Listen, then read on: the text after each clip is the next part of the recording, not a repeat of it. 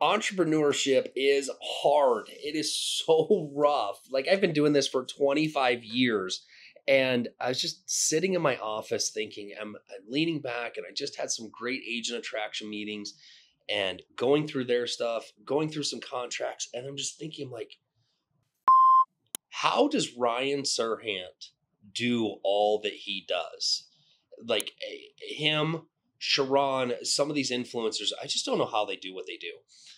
But I also know that I'm not them and you're not me.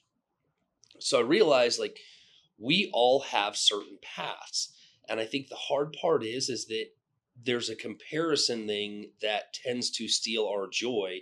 Like I was sitting there just thinking about how somebody like Ryan Serhant has his vacations, his life, his things, and all the things that he's doing with new businesses, his Netflix show, all these things. Like I'm just so impressed by how he manages that. And I'm curious. Now, Ryan's had a 12-year run of doing all these things. And I've been doing it for 25 years and I'm not anywhere near where Ryan Serhant is. And that's okay because I'm not going to be Ryan Serhant. Part is I don't want to be Ryan. I love what he does. I love his personality. I love who he is. It's not going to be me. It's just not the life that I want to live. Now, there's other people that I'm watching that are much more relevant in the success path and their life path that I'm doing, that I'm watching, right? So it's not that I want to have their life, but I'm watching some of the things that they're doing in order to increase my life as far as my wealth, my health, my time, those types of things, and watching some of the things that people are doing and maybe some of the things that they are investing in, some of their health habits. So we walk down this road and I look at those people. I go, you know what?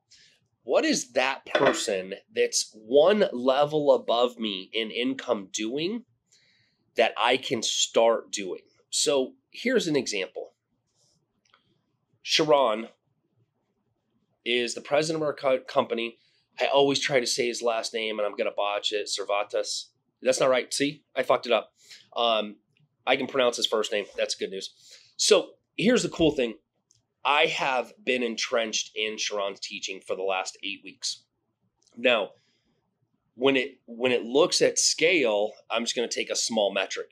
Sharon has 350,000 followers. I have 50,000 followers. My 50,000 followers are not as active as Sharon's 50,000.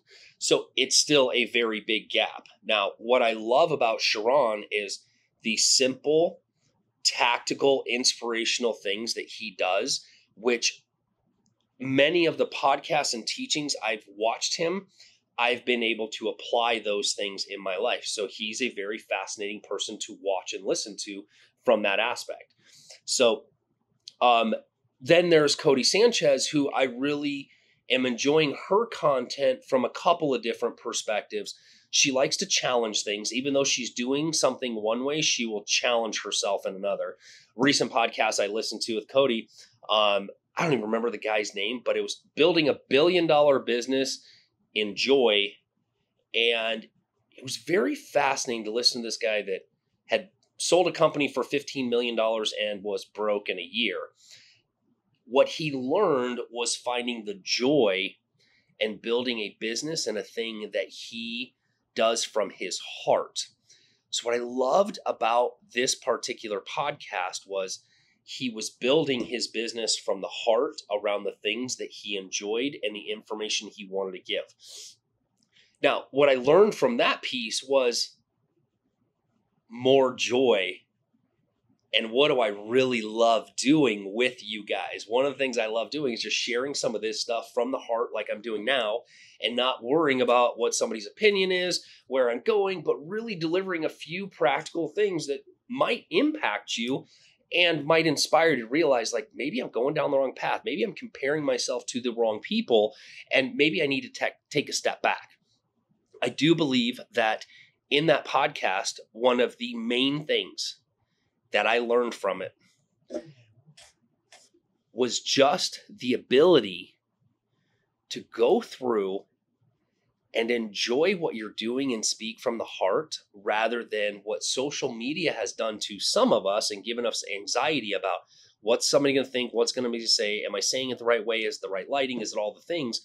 Rather than what's truly coming from your heart and giving your opinion, going down that road, and enjoying the process. The other main thing that I got out of Cody's podcast, Cody is an entrepreneur that talks about buying businesses, which I think is fascinating to go through all the investing that I've done in the residential space for the last 20 years, mainly in the last decade, and start to look at, well, what are some other things that I might be interested in that I already know the theory behind the numbers in investing and buying real estate. Well, what is the theory in buying businesses? Now, I think that's something simple that I can maybe add to my life in that particular piece, and it's fascinating to me. Some of us will go down a road. So if you noticed, I have two people right now that I'm following very intently and listening, applying, and seeing those things. If you're listening to a bunch of people and you're trying to go from level A to level B, some of those people that are influencing us are on level Z. And it's almost hard to comprehend, in that space. Like, I'm making $1 million a month. I saw an influencer yesterday, honestly, I made $1 million a month. Cool. That is so far away from making your first dollar online. It's almost unfathomable. Now, what we get sucked into is that person is really going to show us how to make $1 million for $19.99. And that's a hard thing to follow, right? I don't know about you, but I've been sucked into way more than $19.99 for the secret sauce. One of the big pieces on that, if you're going to do it, be all in on it, learn from it. Sometimes you will never do anything with what the purpose of it was, but did you get $2,000 of ROI, return on investment, that makes a difference in other parts of your life or something you can apply later on? Just be really practical and tactical about the people that you're following and the people that you're aspiring to be. I think it's fun that Ryan Serhant is very inspirational to me. I love his stuff. I love what he does. God, he's so freaking entertaining. And that's awesome, right? One of these days, definitely goal to hang out with Ryan Serhant. I'm probably too hillbilly for that. So now, when we go back, that's an inspiration person for me. When I go back to people that I aspire to be like or apply their information, that I'm looking at 2 or 3 people for maybe the next 90 days, 6 months that I can really intently follow and go, how can I apply the things that they're doing to get to their level of success? So those 2 people, Sharon, I love his presenting. So I'm very fascinated with how he presents.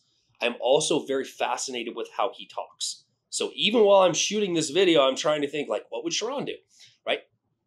I'm also fascinated when he speaks to a crowd. So I'm watching his language, his temperament, his tonality, how he's doing things. And I'm going, how do I add those things to be better? It's like the dumb things, like how do I make my Zoom calls more entertaining like Sharon is? You can watch Sharon for hours on Zoom and not be bored. I'm like, okay, I need to do better, right? Because I can impact more people if I can do this. Last time I was on a call with Sharon, I think he broke Zoom, right? 13, 14, I don't know how many thousands of people on that call.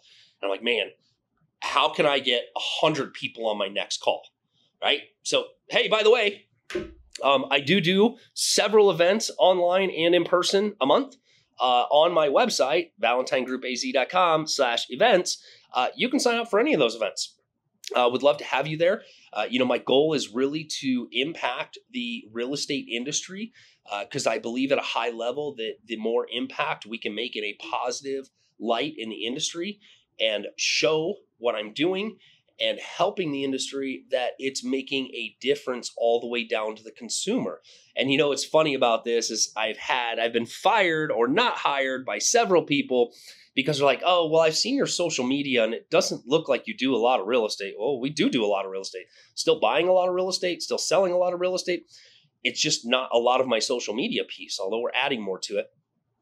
So I say all that just to say that, my engagement with you guys is how do we make a win-win situation in this industry? And that is my goal, is to work with the agents, because I believe that if we're working together and you're seeing how I'm doing things, maybe it applies to you and maybe you want a little piece of what I've been doing. And I'm close enough to go, well, maybe I can emulate a little bit of what Steve is doing because that looks like a good path in my real estate career, right? I would be flattered by that.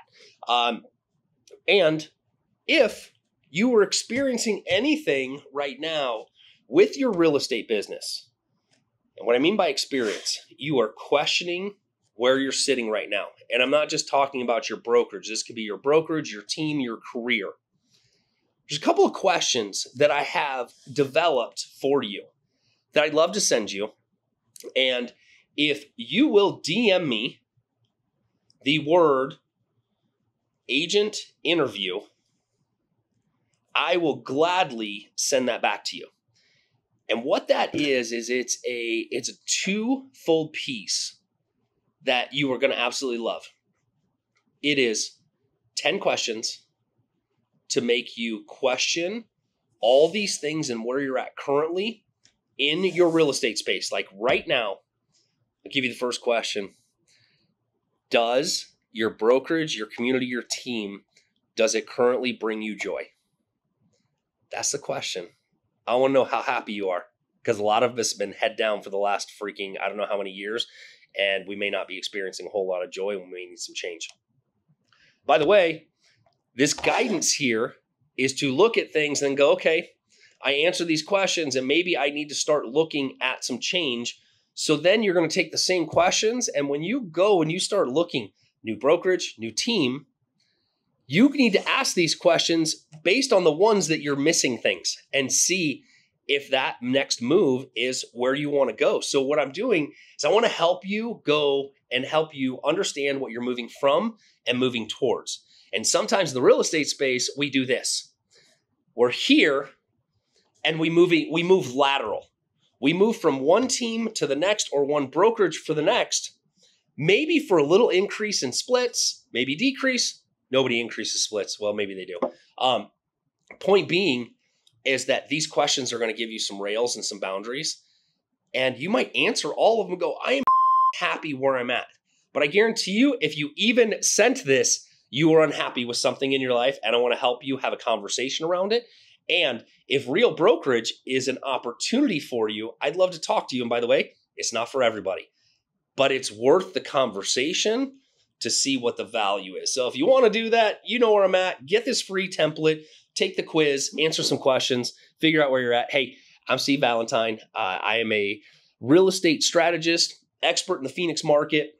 The strategies that we've used to invest in over 1,000 properties in the last decade, and worked with millions of dollars for investors and helping them invest, and also guiding my agent community to investing, wealth building, and showing them that there are ways to retire and increase your income and not just through sales.